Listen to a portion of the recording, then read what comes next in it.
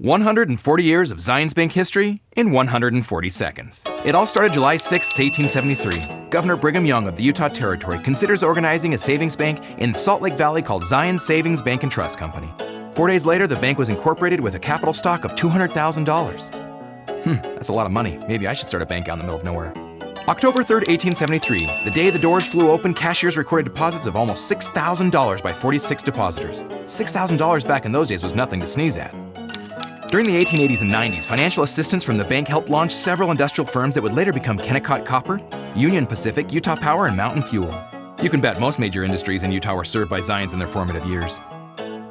In 1916, a bigger bank was needed in Vernal, Utah. To save money on shipping materials, 80,000 masonry bricks from Salt Lake City were wrapped in paper and then thrown in the mailbox.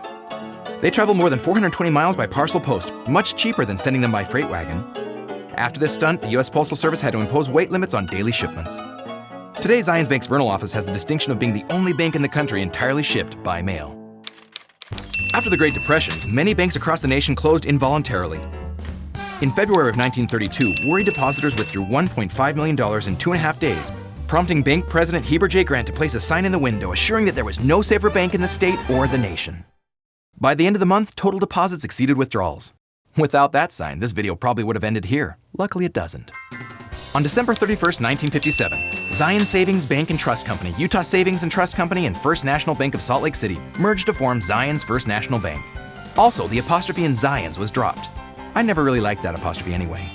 A few years later, on April 22, 1960, the Church of Jesus Christ of Latter-day Saints sold the majority of the control of the bank to Keystone Insurance and Investment Company. I guess that's what they call separation of church and bank. Skip ahead to a more recent time, June 1991. ZionsBank starts an annual tradition called the Paint-a-thon, where bankers drop the balance sheets and pick up paintbrushes to join together in sprucing up the homes of the elderly and disabled. This event always brings out my inner Vincent Van Gogh. In July of 1997, the Gem State learned what local decision-making really means when ZionsBank entered Idaho. Who doesn't like a good Idaho spud? Today, ZionsBank employs roughly 2,600 people in 128 locations throughout the communities of Utah and Idaho. They really haven't forgotten who keeps them in business. And that's 140 years of ZionsBank history in 140 seconds.